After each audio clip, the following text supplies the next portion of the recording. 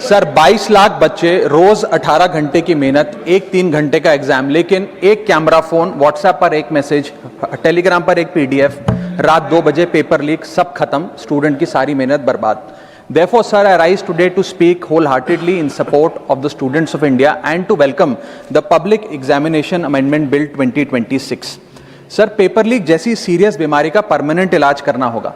जैसे कैंसर का इलाज क्रोसिन खिलाकर नहीं किया जा सकता, ठीक वैसे ही पेपर लीक जैसी प्रॉब्लम का इलाज मीडिया साउंड बाइट से नहीं बल्कि इंस्टीट्यूशनल सॉल्यूशन से होगा, जो आज हमारी सरकार इस बिल के माध्यम से करने जा रही है by introducing India's first ever anti paper leak framework. सबसे पहले मैं नीट के स्टूडेंट्स को कुछ कहना चाहूंगा।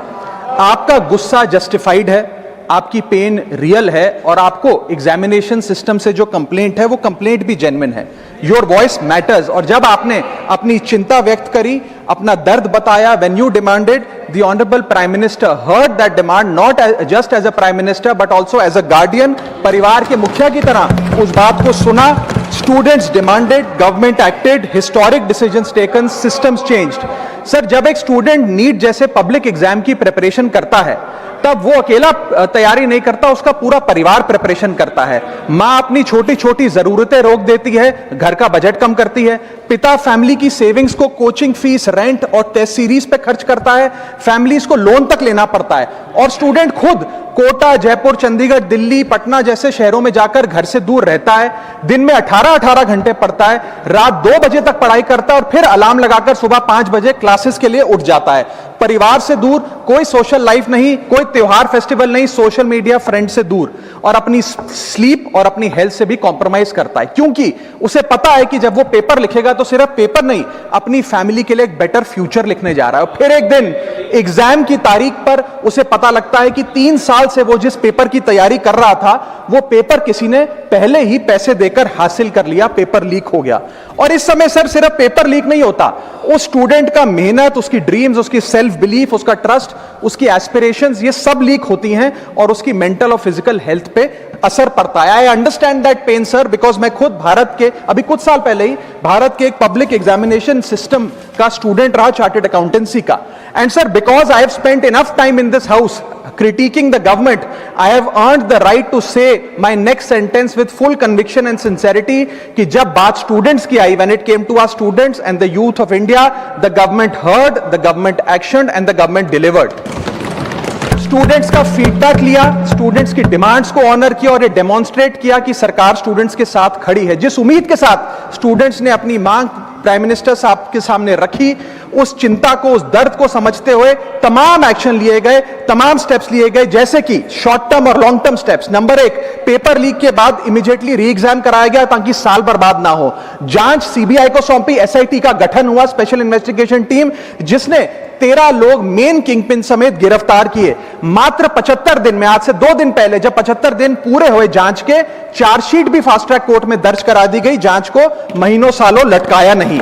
47 नेशनल टेस्टिंग एजेंसी के ऑफिसर्स को शंट आउट किया गया, एजुकेशन सेक्रेटरी का तबादला हुआ, यहां तक कि मॉरल ग्राउंड्स पे हमारे ऑनरेबल होम एजुकेशन मिनिस्टर ने इस्तीफा तक दिया और स्टूडेंट प्रोटेस्टर्स के खिलाफ जो केसेस थे उन्हें विड्रॉ किया गया। बेरीड फैमिलीज जिसके अपने किसी घर के बच्चे को, किसी स्टूडेंट को खो दिया, उसको कॉम्पनसेशन दी जा रही है। एग्जाम सिक्योरिटी प्रोटोकॉल्स को स्ट्रेंथन किया जा रहा है और अगली बार से यह नीट का पेपर ओएमआर शीट से नहीं बल्कि फुल्ली कंप्यूटर बेस्ड टेस्टिंग से कराया जाएगा ताकि remotest chance of paper leak भी एलिमिनेट कर दिया जाए। इसी के साथ साथ सरकार ने एक हाई पावर टास्क फोर्स का गठन किया है जो फर्दर रिफॉर्म्स अंडरटेक करेगी कि भारत के पब्लिक एग्जामिनेशन सिस्टम की इंटेग्रिटी को कैसे प्रिजर्व और प्रोटेक्ट किया जाए। और इसमें इंडिया के मोस्ट अक्लेम्ड एक्सपर्ट्स जैसे कि नंदन नीलकनी साहब को समिति में डाला गया है। इसी के साथ साथ डेटरेंस क्रिएट करने के लिए, अपराधी के मन में खौफ पैदा करने के लिए एक ऐसा कानून लेकर आज सरकार सदन में आई है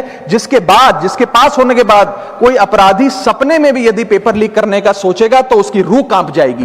पहली चीज, पेपर लीक को एक इंडिविजुअल द्वारा किया गया क्राइम नहीं बल्कि एक ऑर्गेनाइज्ड सिंडिकेट नेटवर्क द्वारा किए गए क्राइम के तौर पे ट्रीट किया जाएगा, जिसमें इनसाइडर हो, कोचिंग माफिया हो, लॉजिस्टिक वेंडर हो, प्रिंटिंग प्रेस हो, सॉल्वर गैंग हो, एग्जाम ऑफिशियल्स हो, सब पर कार्रवाई होगी। सबको दोषी करार देने के बाद, गिल्टी करार देने के बाद 10 साल तक की जेल होगी और 10 करोड़ रुपए तक का जुर्माना लिया जाएगा। सारे सारे ऑफेंसेस को cognizable, non bailable, non compoundable बनाया गया। एक स्पेशल टास्क फोर्स का गठन किया गया कि अब कभी भी यदि पेपर लीक की संभावना भी उत्पन्न होती है तो यह स्पेशल टास्क फोर्स जांच करेगी और यह इन्वेस्टिगेशन सालों साल नहीं लटकाई जाएगी, 2 महीने के अंदर अंदर से इस इन्वेस्टिगेशन को कंप्लीट करना होगा।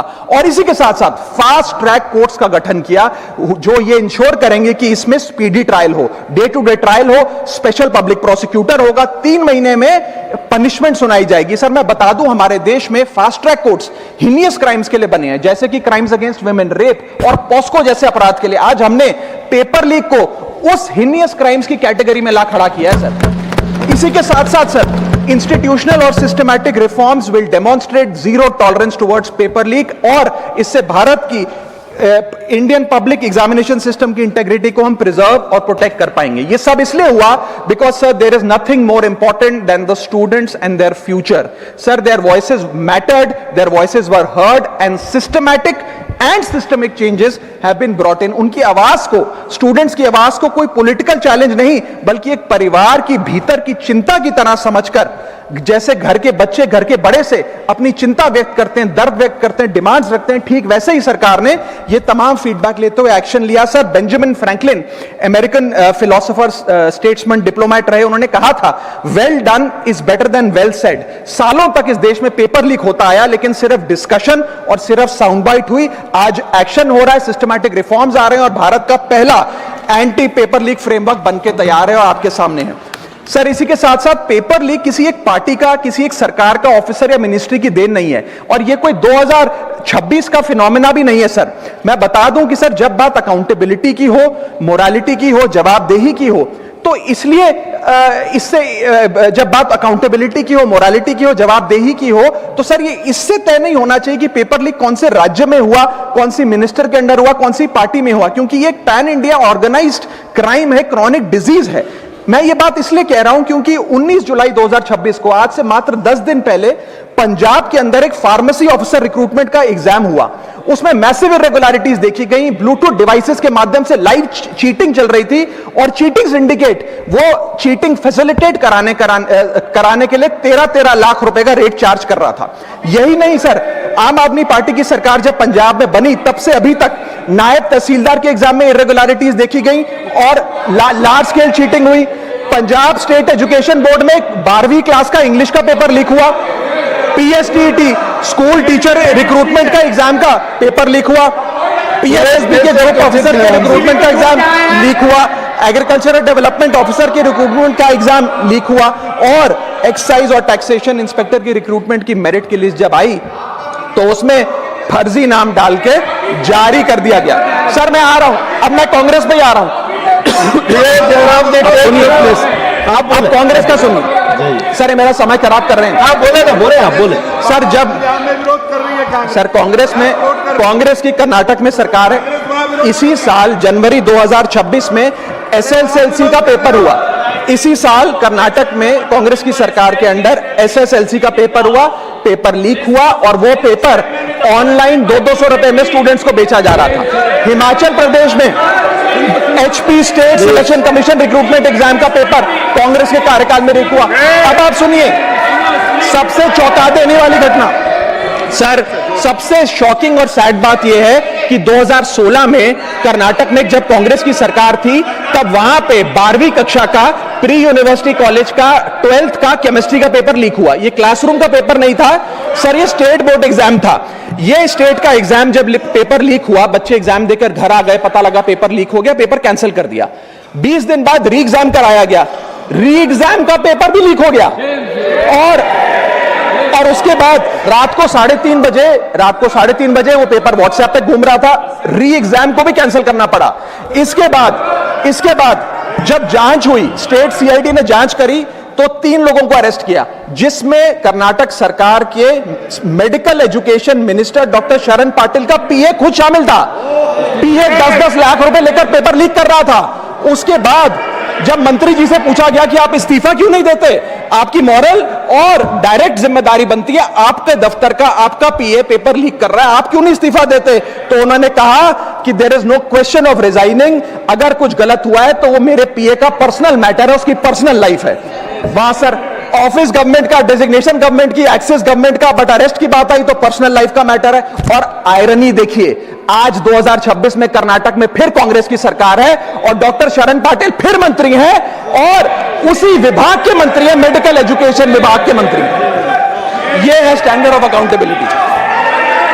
सर सुनिए, सुन लो। उसी के साथ साथ 2004 से 2014 के बीच में जब यूपीए की सरकार थी तो कांग्रेस के कार्यकाल में दर्जनों एग्जाम्पल हैं, डॉक्यूमेंटेड एग्जाम्पल हैं पेपर लीक के सर, जिसमें मुख्य तौर पर AIIMS post graduate medical entrance exam 2006 में लीक हुआ, रेलवे रिक्रूटमेंट बोर्ड का एग्जाम 2009 का लीक हुआ, all India engineering entrance exam 2011 UPA के कार्यकाल में लीक हुआ और SSC combined graduate level exam 2013 leak हुआ।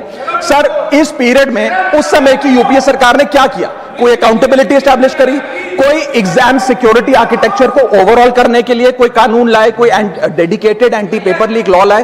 कुछ नहीं लाए। सर मैं एक बात कहना चाहता हूं, सर पॉलिटिकल मेमोरी सिलेक्टिव हो सकती है, पब्लिक रिकॉर्ड सिलेक्टिव नहीं हो सकता। अगर नेशनल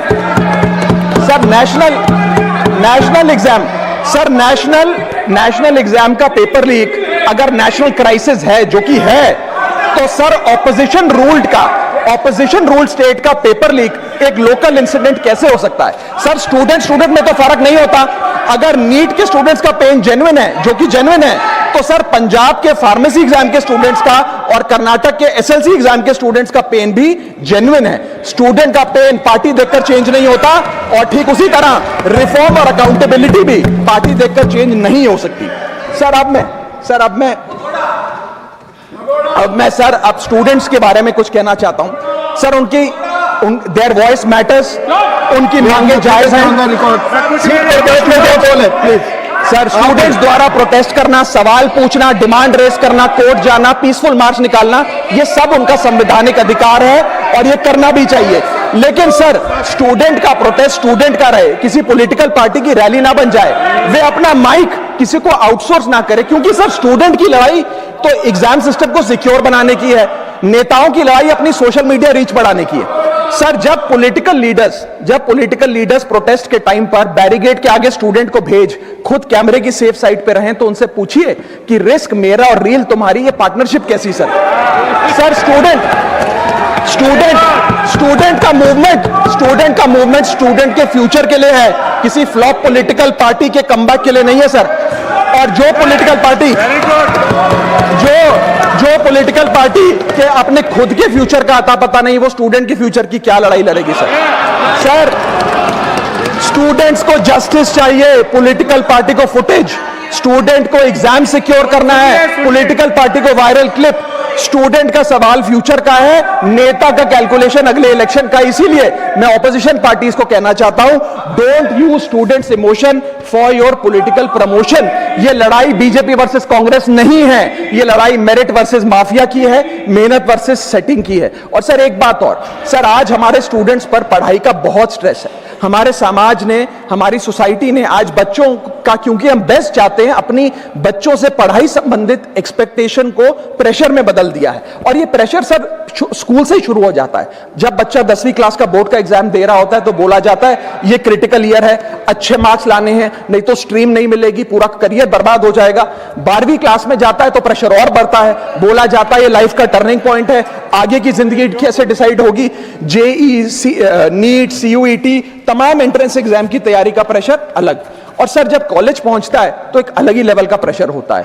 उसको बोला जाता है सीजीपीए ठीक रखो वरना प्लेसमेंट नहीं मिलेगी। ये पूरी लाइफ का सवाल है, करियर का सवाल है। हर स्टेज पर प्रेशर का सिलेबस बढ़ता जाता है। और ओवरऑल सर इंडिया में कंपटीशन बहुत फास्ट स्पीड पे बढ़ रहा है, लेकिन उसी के साथ साथ कंपैरिजन भी बहुत फास्ट स्पीड पे बढ़ रहा है। सबसे पहले जब बच्चा स्कूल जाता है तो अपने स्कूलमेट्स, क्लासमेट से कंपैरिजन होता है। कोचिंग सेंटर जाता है तो वहां कोचिंग सेंटर के स्टूडेंट से कंपैरिजन होता है। ऑल इंडिया रैंकर से कंपैरिजन होता है। घर आता है तो पड़ोसी और रिश्तेदारों के बच्चों से कंपैरिजन होता है। ये कंपैरिजन मोटिवेशन नहीं सर, प्रेशर और स्ट्रेस में बदलता जा रहा है। सर जैसे 3 इडियट्स पिक्चर में कहा था ना, काबिल बनो, कामयाबी झक मारकर पीछे आएगी, ठीक उसी तरह समाज को, हम सबको, अगर कोई स्टूडेंट चिंतित दिखे, स्ट्रेस में दिखे, उसे कहना चाहिए कि एग्जाम इंपॉर्टेंट है लेकिन तुम एग्जाम से ज्यादा इंपॉर्टेंट हो सर, क्योंकि घर स्टूडेंट का सेफ स्पेस होना चाहिए सर, दूसरा एग्जाम सेंटर नहीं। और एक रैंक सर, एक रैंक रिजल्ट डिसाइड कर सकती है बच्चे का, उसका फ्यूचर नहीं, वैल्यू नहीं, उसकी पूरी जिंदगी नहीं। और अंत में sir, I just take 1 more minute sir, अंत में मैं अपने वेल विशर्स को भी कुछ कहना चाहूंगा, जो पिछले कुछ समय से मुझे कह रहे थे कि राघव आप नीट के इशू पर कब बोलोगे, आपको हम सुनना चाहते हैं। मैं बड़ी हम्बली कहना चाहता हूं सर, जब मैं ऑपोजिशन में बैठता था तब सवाल मेरा हथियार था, आज मैं ट्रेजरी बेंचेस पर बैठता हूं, आज सोल्यूशन मेरी जिम्मेदारी है। मैं भी रोज कैमरे के सामने आकर साउंड बाइट दे सकता था, लेकिन मुझे हेडलाइन नहीं सर, मुझे आउटकम चाहिए। और जब मैं ऑपोजिशन में था तब मेरा काम इशू रेस करना और सवाल उठाना था, और पूरा सदन और आप जानते हैं मैंने वो काम पूरी ईमानदारी से किया। लेकिन आज मेरा रोल कैमरा के सामने अटेंडेंस लगाने का नहीं है, मेरा role is my focus is to fix the system. इसीलिए मैंने अपने आप से एक वादा किया, I made a promise to myself कि मैं इस मुद्दे पर पार्लियामेंट में बोलूंगा, और उस दिन बोलूंगा जिस दिन हम प्रॉब्लम सॉल्व कर रहे होंगे, सोल्यूशन लेकर आएंगे, when the system is getting fixed. And today is that historic day when the system is getting fixed. और सर, बिकॉज आज जो रिफॉर्म्स हम लेकर आए हैं, जो सरकार सदन में लेकर आई है, वो इतने जरूरी हैं क्योंकि इन रिफॉर्म से सिस्टम और मजबूत होगा, पेपर और सिक्योर होगा, एग्जाम फेयर होगा, मेरिट का सम्मान होगा, माफिया जेल में होगा, सरकार पहरेदार होगी, कार्रवाई दमदार होगी, स्टूडेंट्स की जीत होगी, माफिया की हार होगी। जय हिंद।